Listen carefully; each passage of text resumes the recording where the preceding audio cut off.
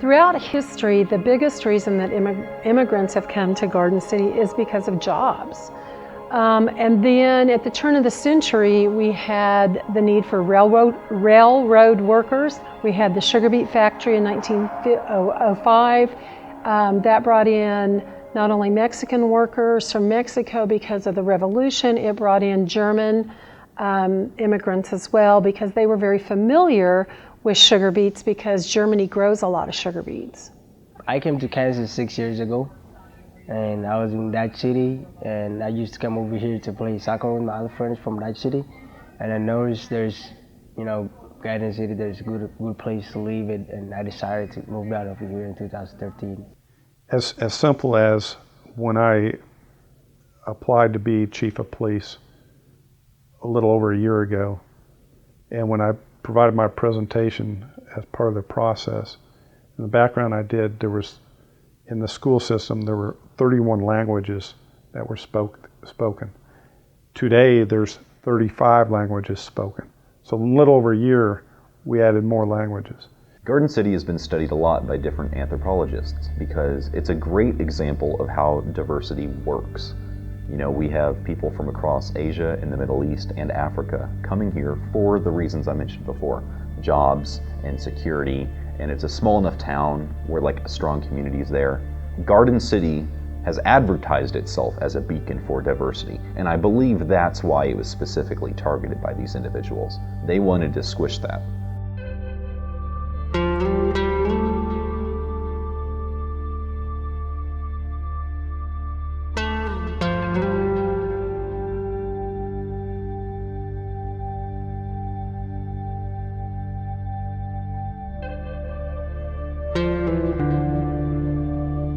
I work on Fridays, and I got this message that they wanted me to go down to the Somali community and take a bunch of photos because there was a foiled bomb plot, and I didn't know what was going on. But I'm pretty close with the Somali community, and so I drove down to the neighborhood where I knew this happened, and I just started asking around. There's a building there that one of the apartment buildings they converted into a mosque. You got carpets all over the floors and Quran, and the rest of the apartment is empty. And they worship there every Friday. And so I went over there and I spoke with a few of the Muslim leaders because I knew they would know what was going on and I'd get some of their reactions. To describe the neighborhood, it's just a couple apartment buildings in a U shape. And so you have the buildings on the outside and then another row on the inside. And the attackers had planned to plant cars, bombs in them at the four corners of this U. And the mosque is at one of the corners there. I think as a whole we were shocked that it was our town because it's always been like New York or Chicago or California, not Garden City.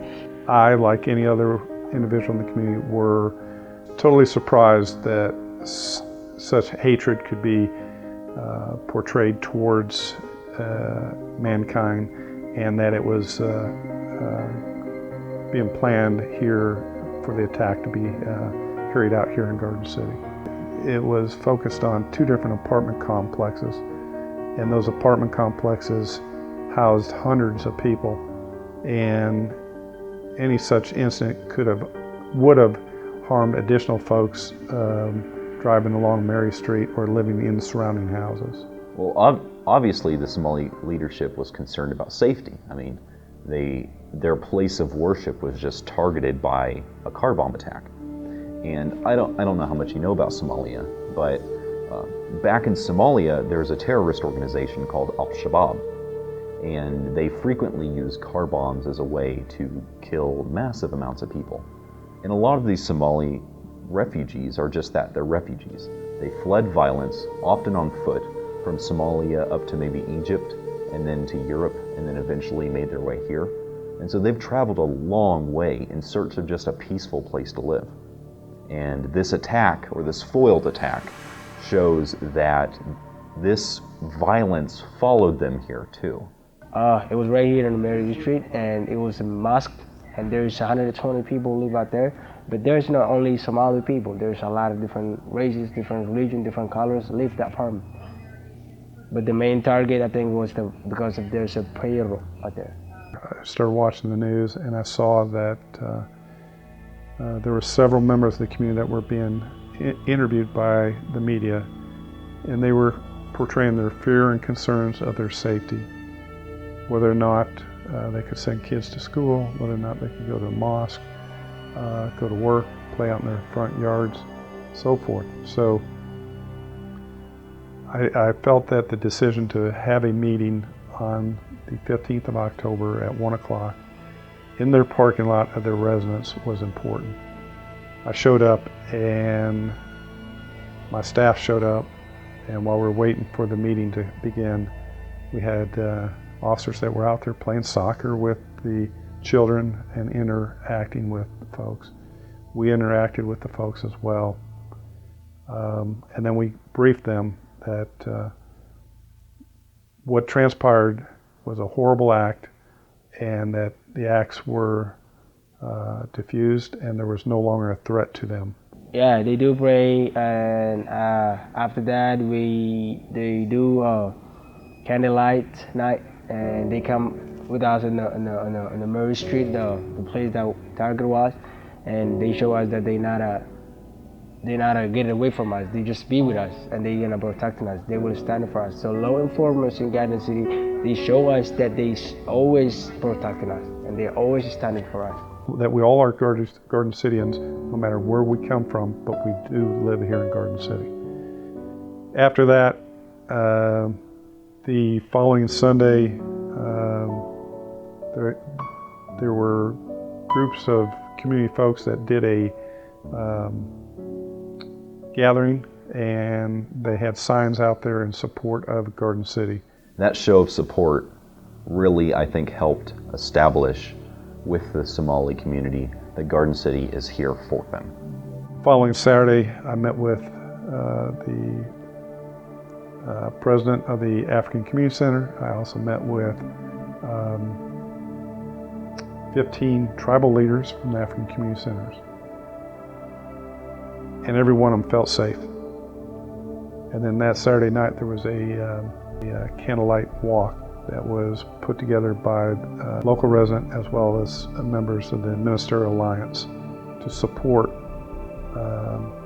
our community. They show us that we're safe because the 8 months investigation, the local government, they keep doing it, and they come to us and they talk to us and they tell us everything they have done for us.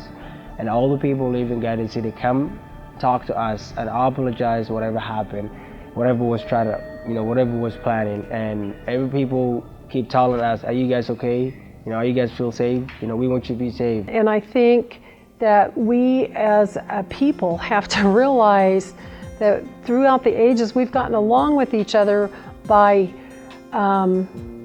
accepting each other for our differences, but also integrating within the community. We all one. We don't have to hate each other. We don't have to kill each other. We don't have to.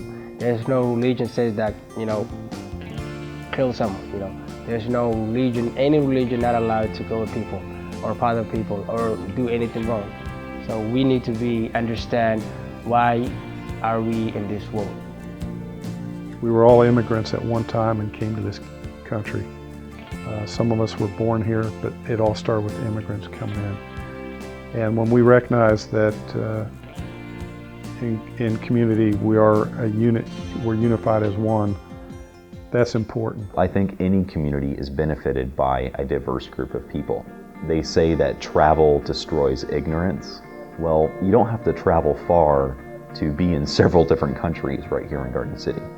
And so we are really blessed with that.